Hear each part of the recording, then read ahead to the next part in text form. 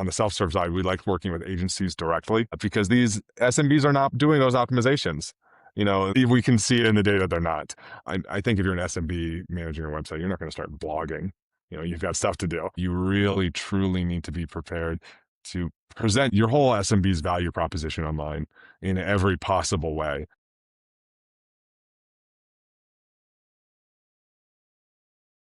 Three numbers to start. 95.9%.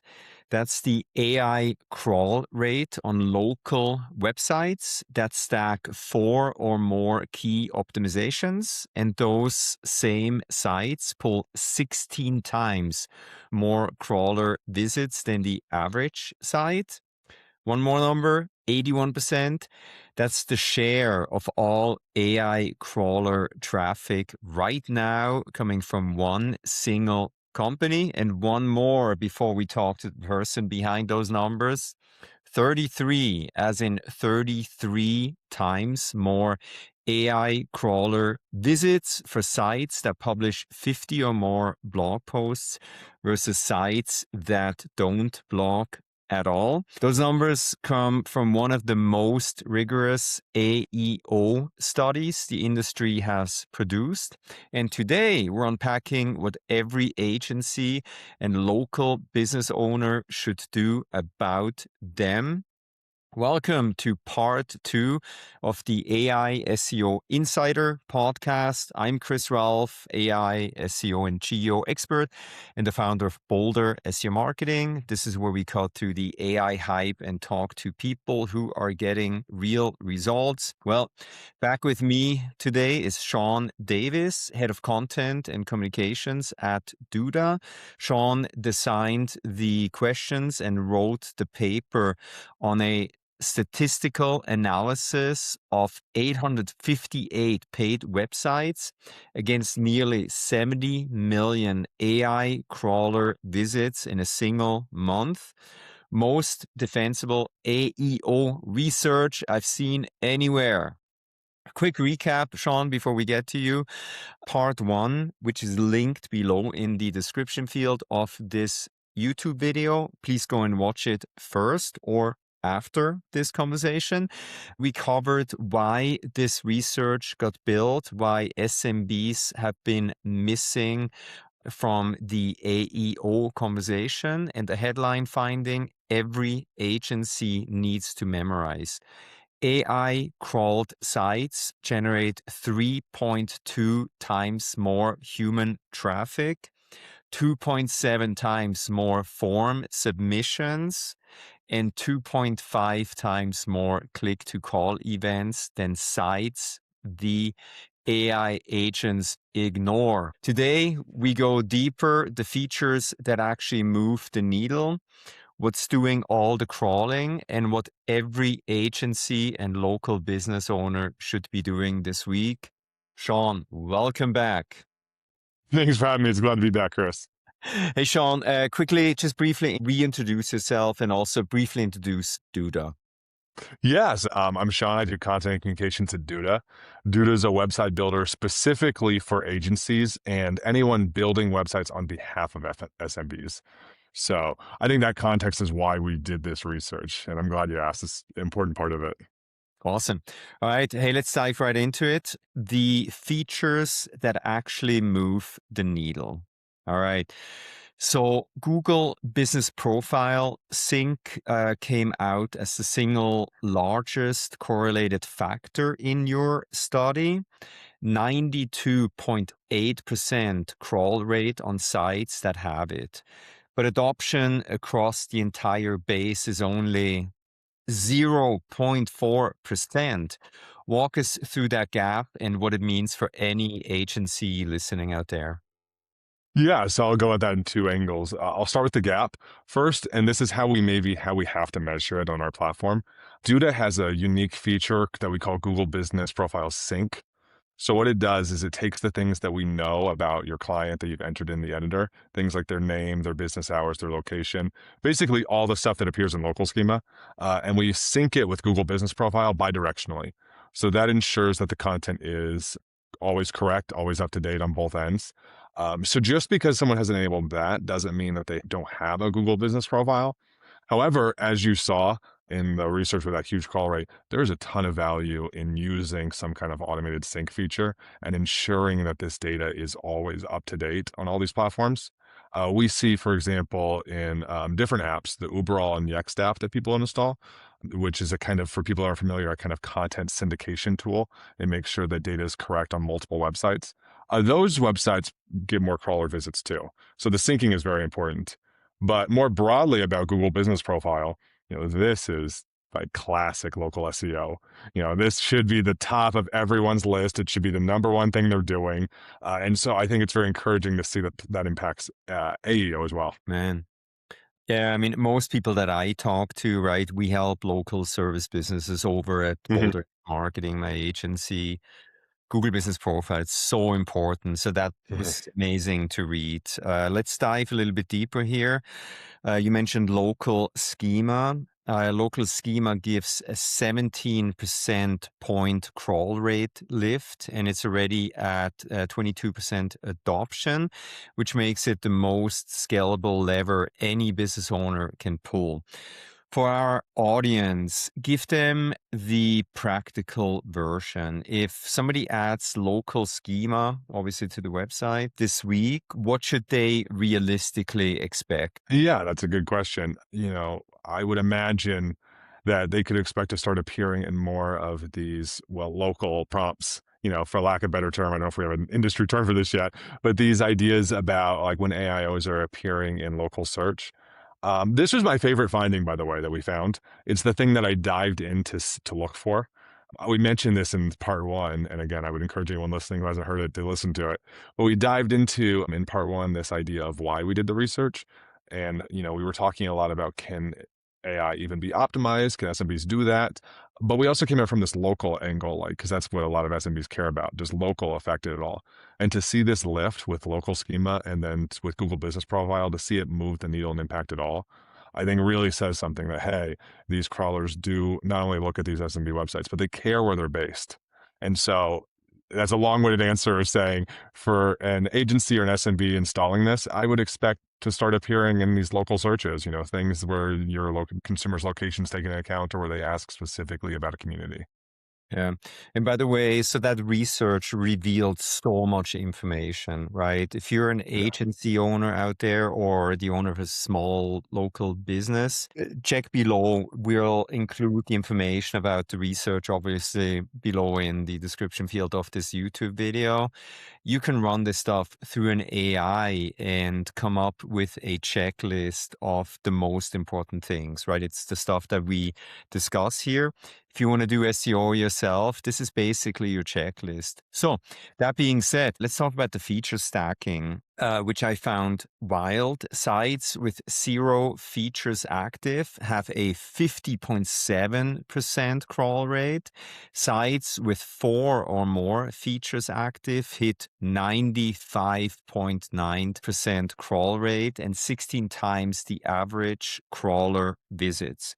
Local schema, reviews app, blog content. Duda's data validates it on a million site data set. Talk about why feature stacking compounds the way it does. Yeah, there's a lot of angles on why.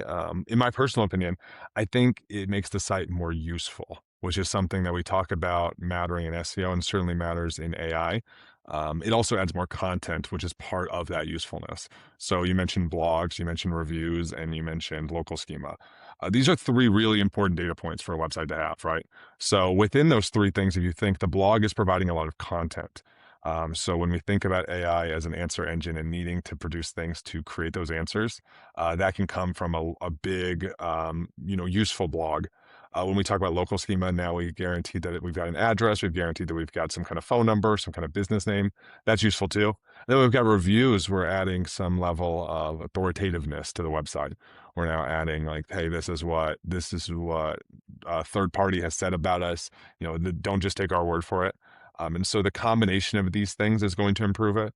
But from a research perspective, just seeing that as we stack things, the crawl rate improves shows that there is an optimization process that is possible with AI, rather than just some kind of correlation of maybe this thing did something and maybe this thing did something, but we're not seeing any trends. When things start to come together and the crawl rate goes up, we're seeing that, hey, this is actually something we can optimize the site for. Awesome. And here's actually something that really surprised me. E-commerce sites came out with negative lift, less likely to be crawled by AI, even though they get high visits when they are crawled. Why is that? And what does it mean for e-commerce first agencies? I'm really glad you brought this up because that is not a data point we included in the design version of the report. And the reason being is because we didn't understand, as you asked, why. Like we thought that that wasn't helpful on its own without understanding what's happening. So our team a couple weeks ago dug a lot deeper into the data and broke apart these e-commerce sites to try and figure out more about, how is it possible that it's going down, right? If you think about an e-commerce site and everything I've said so far about content, e-commerce sites inherently have a lot of content. You have product pages, you often have category pages. And so what we found when we broke it up was that it was very old stores, stores that have not been maintained, that were bringing down the performance of the whole group. And so I think, beyond e-commerce and beyond e-commerce agencies, this really underscores the importance for fresh content Yeah. and maintaining a website, more so than ever before.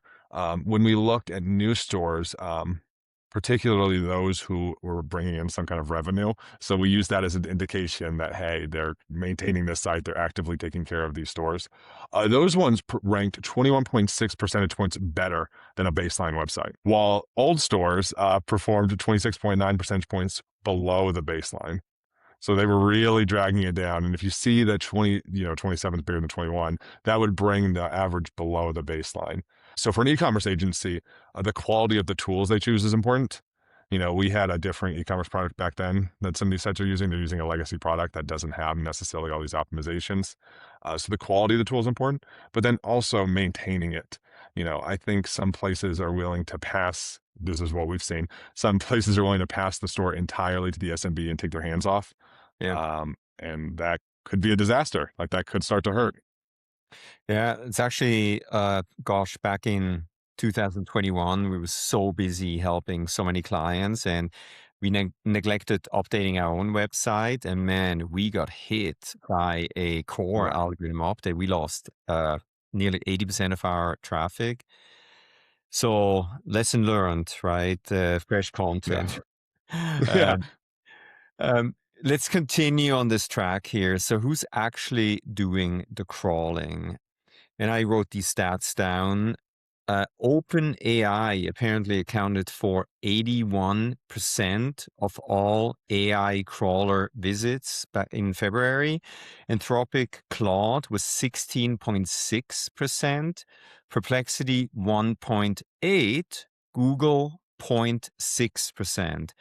For somebody who hasn't been swimming in this data, what does that distribution actually tell us about where the puck is going? Yeah, so I think we'll get the elephant in the room that of course OpenAI is the biggest one. I think Yeah. it has the most brand recognition. I don't think you have to be following it to know that it's a clear industry leader here. However, I will also point out that on the other end, Google's number is, in my opinion, artificially low. Uh-huh. They only distinguish their Gemini crawler, which is not inherently always referencing sites the same way that AI overviews would be or AI mode would be. Those visits are just the normal search bot. And so unfortunately, it's very hard to distinguish from Google what's happening on the AI side versus what's happening on, just regular traditional search side. And then that's for good reason. Often it's both, right? AI overviews are combined in search. I imagine often it's one mashup of two experiences happening. However, what I did find interesting was that growth in Claude.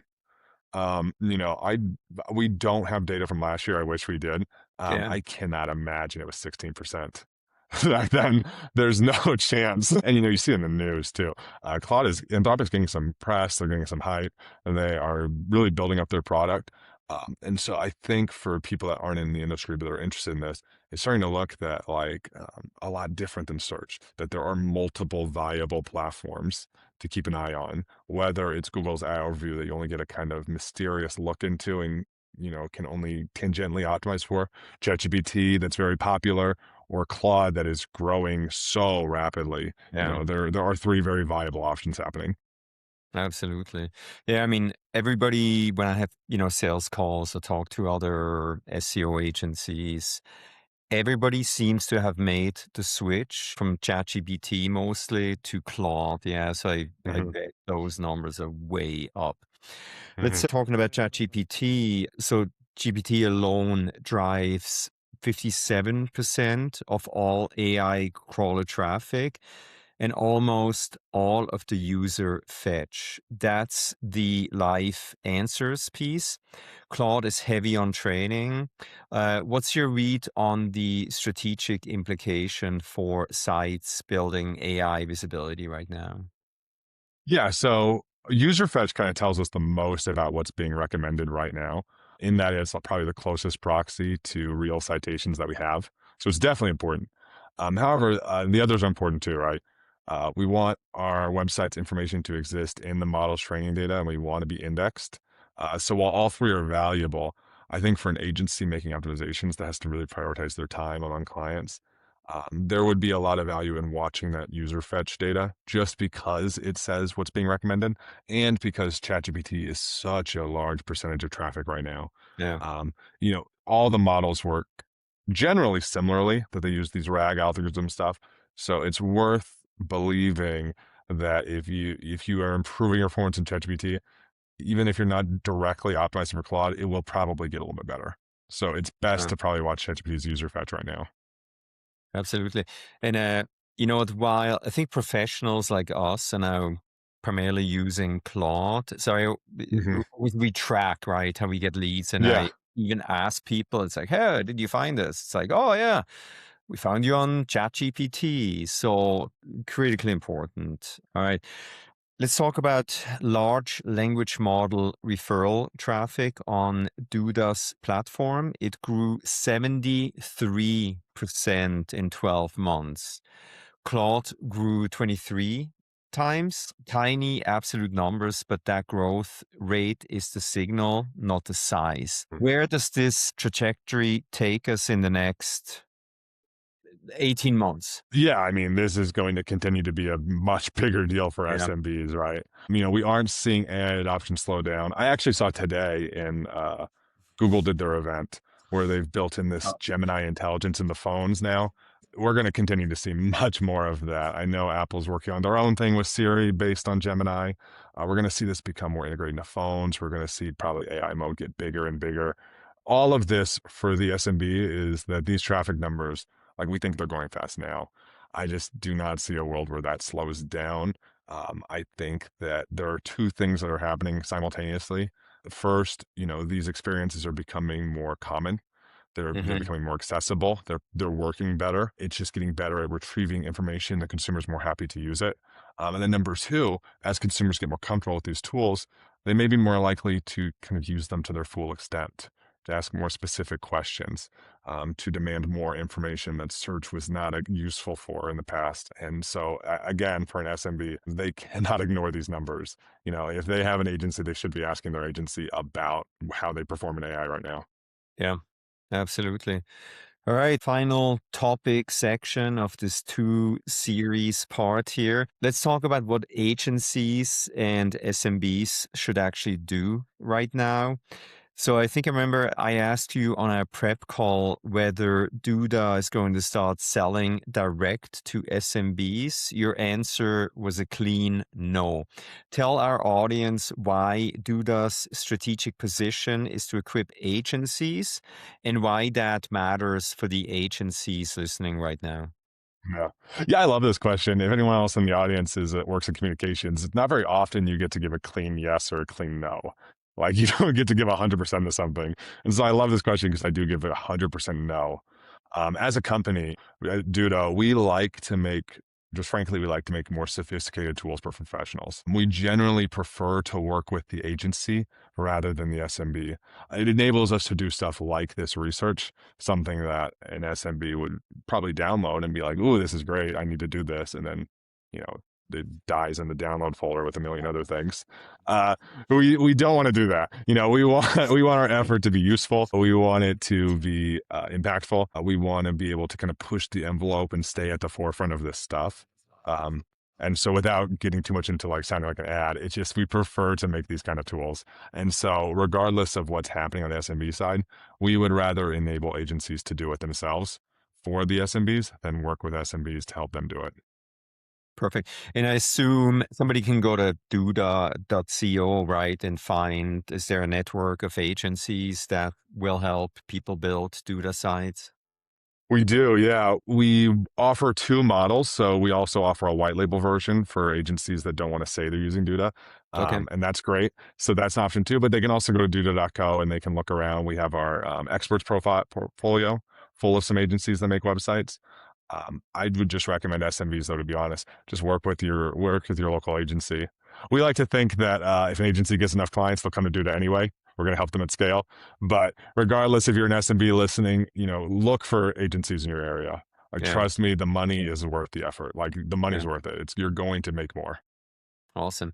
Here's a finding that surprised me. Enterprise sites have the lowest AI crawl rate in your data set, 50.1%. The weakest feature adoption, 311,000 enterprise sites are not being crawled. That's a massive book of business sitting underdeveloped.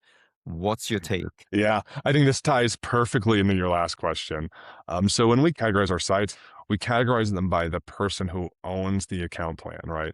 So these are sites that are owned by enterprises. And often these are businesses that are taking advantage of that white label capability of Duda and offering the website builder itself directly to the consumer or the SMB. We call this maybe embedding the website builder. And so for example, a CRM may purchase and white label Duda and use Duda's website builder as their own and connect with their tool. And the SMB is building the site themselves. And so this number is a very perfect example of why on the self-serve side, we like working with agencies directly because these SMBs are not doing those optimizations. They're just, we can see it in the data, they're not. They are building the site and it does get the foundation the site offers them, good core web vitals, all that stuff. And percentage of them are being crawled.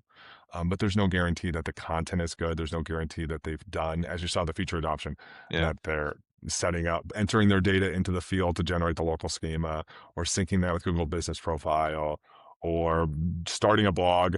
I think if you're an SMB managing your website, you're not going to start blogging. You've got stuff to do. And so I think that is a big portion of where we see this kind of decline on the enterprise side. We do have, for those larger customers, an account management team to kind of help them operationalize some of these optimizations. But really, the crux of that is they still have to do it for the SMB. Even if it's somehow happening through a machine or AI or something, the SMB is not going to do it themselves. And so I think that's just what we see right here. Yeah, I mean, that's why companies like mine exist, right? Exactly. That's what we do because people are busy running a business, right? And rightfully so. So, all right. So for an agency owner listening right now whose phone is ringing because traffic is down across their book, what are the 3 things they should do this week? What do you tell them? Yeah, so right off the bat, I'm going to start from easiest to hardest. Easiest one, let's put some reviews on the site. That is very, very easy. I think every site should have it. There's so much value in having some kind of social proof beyond the AI search optimization. On top of that, you're going to want to have that Google Business Profile local schema set up. If it's not, I would assume hopefully that every agency's done that already. But if not, that is probably step one. But then we're going to want to do some EEAT content. If you're an agency who has been hearing this from SEO lately in the last few years, and you've thought to yourself, no, I'm a keyword guy, I want to keep doing the keyword stuff. This should be like the ringing bell. Like, you should know now, like, hey, you need to start making EAT content. You need to make sure there's plenty of it. You need to make sure it's unique and you need to make sure it's specific across the site. If your client is a bakery, you're going to want to have a page for gluten-free options. You're going to want to make sure you appear in those answers that ask that. You're going to want it to be well written. Maybe that page has a review of someone complimenting it. Don't be afraid to use these features multiple times on multiple pages. you're a mechanic, we mentioned this in the first one, make sure you've got a page where you talk about specifically that you service hybrid vehicles. Give a few examples. Say we do Priuses, say we do the Volt, but make sure that you're listing this stuff as specifically as possible, as usefully as possible, and that you're not ignoring it. Yeah, no, I mean, what we do now is we develop how I do it, content, why and Mhm. how.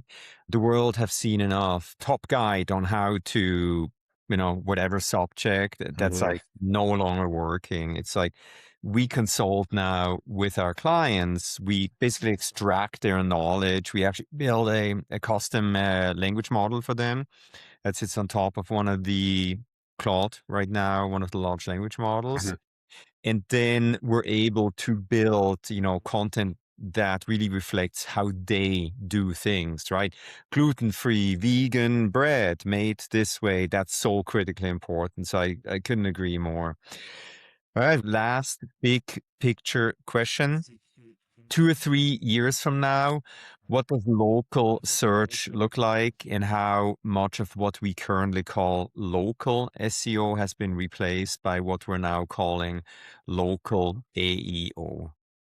Yeah. I mean, who knows?